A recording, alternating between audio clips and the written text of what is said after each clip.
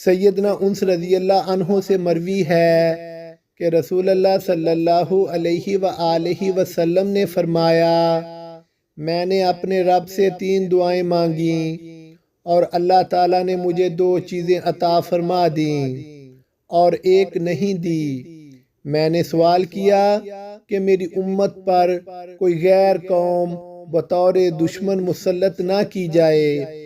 اللہ تعالیٰ نے یہ چیز مجھے عنایت فرما دی۔